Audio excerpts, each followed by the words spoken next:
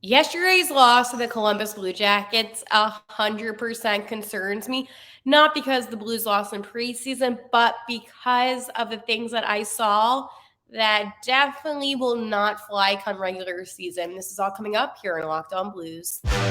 You're Locked On Blues, your daily podcast on the St. Louis Blues. Part of the Locked On Podcast Network, your team every day.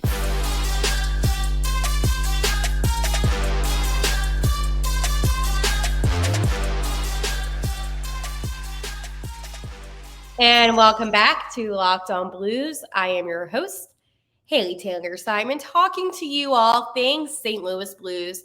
I have to tell you, today's episode was not an episode I was expecting to be filming. In yesterday's episode, I just want to be super transparent. I seriously thought that I was going to have a completely different objective today, but, obviously things change. So I'm going to be talking about the loss to the Blue Jackets, more cuts need to be made, and the reality of this team. Before I get into all of that, I just want to let you know that today's episode is brought to you by Game Time. Download the Game Time app, create an account, and use code LOCKEDONNHL for $20 off your first purchase. The St. Louis Blues confuse me, and they continue to confuse me, and they're going to always confuse me. But yesterday's loss to the Blue Jackets, it really just solidified to me that this organization, the St. Louis Blues, have a lot more work than I thought, and I will explain why.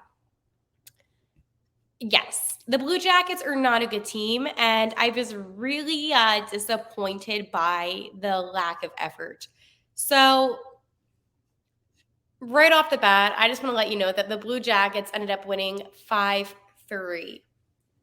Three of the Blue Jackets' goals were all scored within the first period from Bone Jenner, Kirill Makanchenko, and then Justin Danforth. They all scored, and the scoring continued when the Blue Jackets took a 4-0 lead in the second period, with Cole Salinger getting the Columbus Blue Jackets' fourth goal.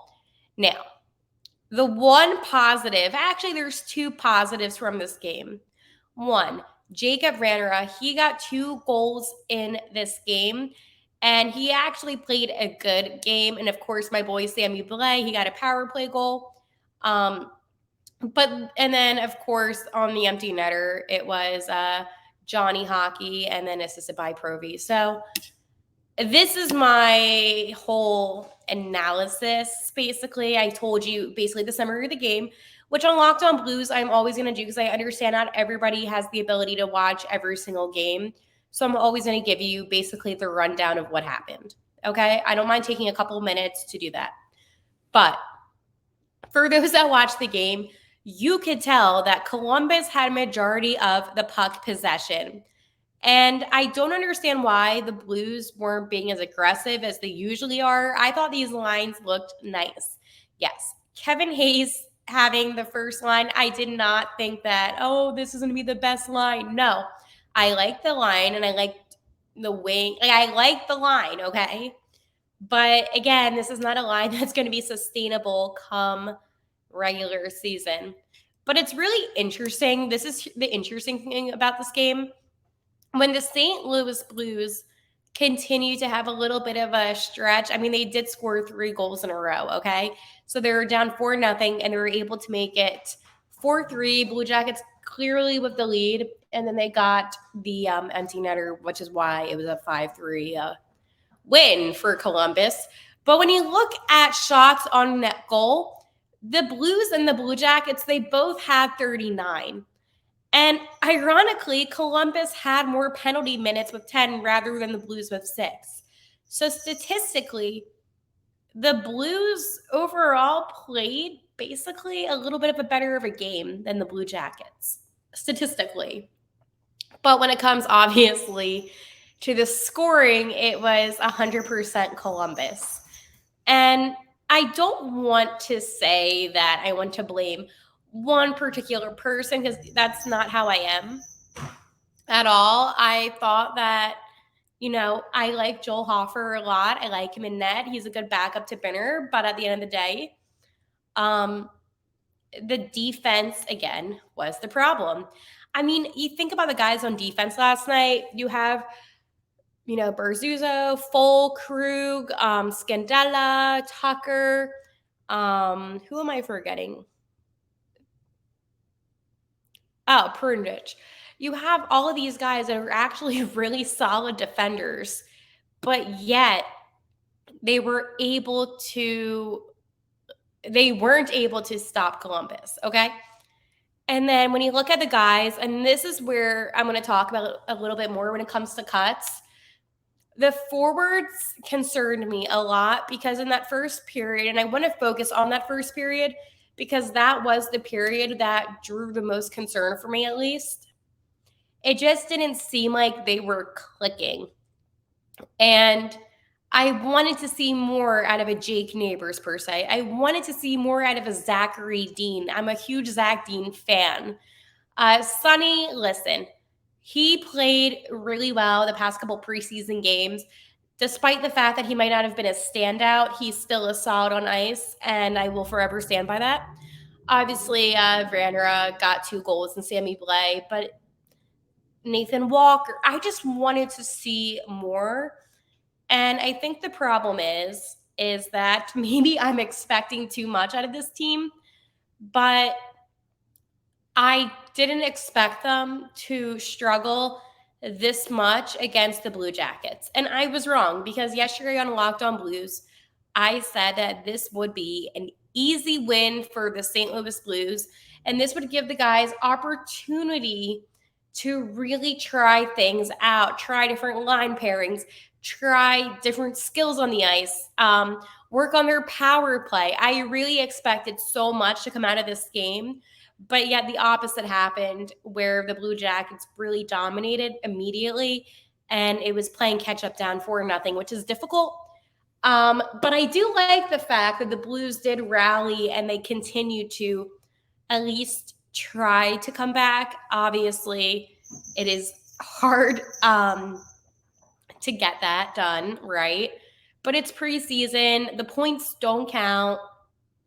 So as far as I'm concerned, this is a great lesson why you need to put on your full effort immediately and not do it when you're trailing. And I know that sounds kind of simple, right? You're listening to this. Haley, that's a really simple, basic statement that most people should know. And it is, but yet with the Blues, for some reason, they put a lot of momentum into the second and third periods, I've noticed lately this preseason at least, and not so much the first period. And for the Blues, I think it's really important for them to solidify a lead and then just use that momentum to carry on the remaining 40 minutes. But again, they're figuring things out. As I said, Captain Shen, I'm just going to call him Captain Shen from now on. He obviously wasn't in the game. A lot of guys, Binner wasn't in net. Like there's things that, could really determine, not determine. There's things that could have happened to where this team could have been better on the ice with the players on the roster. But with training camp and, final roster cuts coming soon, it is important to put guys on the ice that might be with the Thunderbirds. And that's not a negative, by the way, to be with an AHL team. I think that there are so many guys that have potential, okay? And being with the Thunderbirds, being with the American Hockey League gives you opportunity to improve on your skills, and you can always be caught up during the season. So it's not like, you're going to the AHL and your chances of wearing the blue note are over. I think it's actually a good opportunity. They see potential in you. They want to develop you, but maybe you're not at that level yet where you can be on the final roster. So they're allowing you the opportunity to still be within the Blues organization, but just to get that improvement. And the AHL, I know this is an NHL podcast, but I do want to note that it has become a more competitive league. The AHL, it isn't just like a beer league, you could say. It is actually a league where it is very serious. Watch an AHL game. I promise you will be a little bit surprised with how similar it is to the NHL in terms of competitiveness. And I think that's really important. I, obviously try to watch a couple games from the Thunderbirds this season if I'm able to have the time. Sometimes it's hard, but sometimes I do. And it's nice being able to look at the guys that could be called up or guys that are developing, and they do a good job down there in Springfield. So always got to support the Thunderbirds in the AHL. That's important because I don't want anyone on this podcast to think that it is a bad, negative thing to be sent down to the AHL when it is completely the opposite, where it could really help players improve, and then they can wear that blue note. Before I continue to ramble on about defending the AHL, because I just feel like it gets such a bad rep sometimes. You know what doesn't, and you know what I absolutely love? Game Time, okay? You shouldn't have to worry when you're buying tickets for your next big event. Game Time is the fast and easy way to buy tickets for not just sports, for music, comedy shows, and theater events near you. With killer last minute deals, and you can also view your seats before you buy the ticket. That is unbelievable. So you know exactly what you're getting up front. I buy my tickets from Game Time all the time. I go to concerts with my Game Time tickets. Despite the fact that it says Game Time, you can literally buy a ticket for any type of event with the lowest prices, I promise you, because like the fees are not crazy, unlike some of these other ticketing services. But yes, Game Time has deals right up to the start of the event, and sometimes as the event is beginning, by the way. So this is what I want you to do. Take the guesswork out of buying tickets with Game Time. Download the Game Time app, create an account, and use code LOCKEDONNHL for $20 off your first purchase. Terms apply. Again, create an account and redeem code LOCKEDONNHL. So that is LOCKEDONNHL for $20 off. Download Game Time today. Last minute tickets, lowest prices guaranteed. It's actually perfect because hockey season, you can get your tickets $20 off. Boom, there you go. So you bet enterprise. Okay, more cuts need to be made. And I hate this. I do. And let me explain first. It is so difficult to make the final roster of any NHL team, despite the fact that the team is good, to if a team is bad. And these are young kids that have worked their entire life to be able to get this opportunity of even trying out for these teams. And I think at the end of the day, okay, it is still somebody's dream being made versus somebody's dream being crushed. So I'm a little sympathetic. And I really grow to like these players, and it sucks. It sucks. I feel bad when obviously anything happens to where kids get cut, dreams get lost, but at the same time, this is the nature of the game. And I hate to say it is what it is, but at the end of the day, it is what it is. The Blues home opener is October 14th. And there are a lot to be expected when it comes to the St. Louis Blues. There is an expectation this season of having a team that is ready to rally and a team that can really hold their own. I've been covering the St. Louis Blues now for quite a while. And it just sucks. It sucks. But at the end of the day, it is what it is. So most recently on October 1st, as I mentioned yesterday, players assigned to the Springfield Thunderbirds include Sam Bidden, Keenan Washcrack, and defenseman Leo Wolf and goaltender Colton Ellis. So that leaves the roster at 38, which, it's still not the final. But anyways, there are some more guys as of yesterday that got sent to the Thunderbirds, and that includes Will Bidden, Hugh McGing, Matthew Pekka, and Wyatt Collink. And that then leaves the Blues at 34. So within the past 2 days, 8 guys were sent out to the AHL. This is the most crucial time of, I guess, training camp, because now the St. Louis Blues are in an interesting position as they are truly looking to solidify their final roster. October 5th, the Blues, they're at Dallas, and they play the Stars again. And then October 7th, the Blues host Chicago. But this is the thing. The Blues' first game of the regular season is against Dallas in Dallas, October 12th. It is 9 more days. And why is this important? Well, because they're going to be playing the Dallas Stars with their 5th preseason game.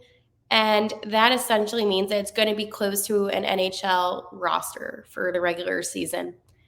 The St. Louis Blues, they have, I don't want to say an easy slate of games, but this is, and I hate doing wins and losses and all that stuff, because at the end of the day, like, this is me talking about the Blues, not going over the scheduling. But I'm going to talk about that coming up, about why these next slate of games, once the season begins, are so important for this team's success. I am going to tell you, though, about FanDuel. Snap into action this NFL season with FanDuel, America's #1 sportsbook. Right now, new customers get $200 in bonus bets guaranteed when you place a $5 bet. That's $200 in bonus bets, win or lose. If you've been thinking about joining FanDuel, there's no better time to get in on the action. The app is super easy to use, and there's a wide range of betting options, including spreads, player props, over-unders, and more. So visit FanDuel.com/lockedon and kick off the NFL season. FanDuel, official partner of the NFL. So, as I have mentioned, it is super important that the Blues get off to the right note. Get it? Because, like, the Blue Notes, like, off to the right note. That was my little, like, joke of the day. This season, because as I mentioned, they're in Dallas. That's going to be a difficult game, but then they play the Kraken. Now, Seattle's an interesting team, and when the time comes, I'll break that down a little bit more, but they're definitely a team that are beatable. Then they play Arizona and Pittsburgh, and then Winnipeg. These are all teams, besides Dallas, that I truly think the Blues have a really good chance of beating. And it's not like they're playing the toughest teams right away. So that is why I want them to come out strong. I want them to have a good rest of their training camp, so that way they can start the season off on the right note. I did it again. But in reality, what is the reality of this team? Because this team, let's face it, this is not a team that is going to have 10-game winning streaks. Maybe they will, but I highly doubt it. This is a team that is going to struggle. And it is because of the defense. And I've said it once and I'll say it again. The defense is this team's biggest problem. Do I need to say it again? No, because you get it. And I love the Blues, and I love wearing the Blue Note proudly. And this team, obviously, I'm talking about them 5 days a week on a podcast. I clearly love the St. Louis Blues. But this team, I can also tell you, is going to be a team that is going to frustrate not only me, but they're going to frustrate you throughout the season because of the defense. The offense, I can look past that. They have been doing a really good job this preseason. Obviously, in yesterday's game, it would been nice to see them come out a little bit stronger, but they definitely got the gist of things as the game went on. But the defense will be the number one frustration. I think when you're playing against teams that don't have strong defense, you then have a better chance, obviously, to be set up to be successful, which is why those first 5 games minus the stars, so technically 4 games, are really crucial for the Blues because these are all teams that they don't have strong defense. And you're going to be going kind of offense heavy, but that's okay. I'll take that because here's the thing about me. I don't care the final scores as long as they win. So yeah, the game, it might be a high scoring game, but I'd rather that and have the Blues win than the Blues not score at all. And there's some people that get all freaked out about the score. Oh my God, they let in so many goals. Okay, but a win is still a win. And there's things that the Blues can improve on. But you're going into the season with a team that has a struggling defense. That is the reality. There is nothing that can be done about it now because the season's about to begin. There's not going to be any trades made between now and the start of the season. And the reality is this team is not a playoff contending team. But a few years from now, they could be. So that is why it is important to continue to support your St. Louis Blues. Wear the Blue Note proud. Be proud of the young guys that are making a big impact on this team. And truly, and I mean truly, root for these prospects. Because when Dvorsky is able to come up and to wear that Blue Note, this team's going to be rocking and rolling because I'm telling you, I have liked what I've seen out of this training camp. This is actually a very promising training camp. And despite there are some guys that I like that won't make the final roster, as I mentioned earlier, and that's why it's super important to always remind you, just because somebody doesn't make the final roster now, it does not mean that they're going to not be caught up later this season. So it is important to continue to see how the Thunderbirds are doing so you can see how some of the players are developing. The AHL is a developmental league and it is a competitive league, but you never know. You never know who's going to develop and be caught up. You just don't. So I'm going to leave it at that. The St. Louis Blues, they drive me crazy.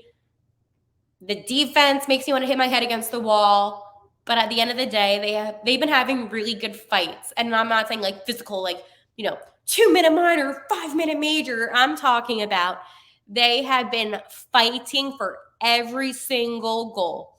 Every single minute on the ice, when they have been down, they have somehow found a way to fight back. And I am so bleeping proud of them for that.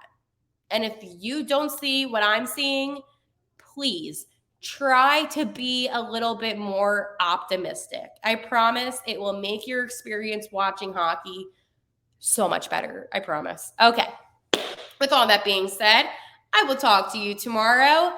And how I end every single episode, my everydayers know 1, 2, 3, let's go Blues.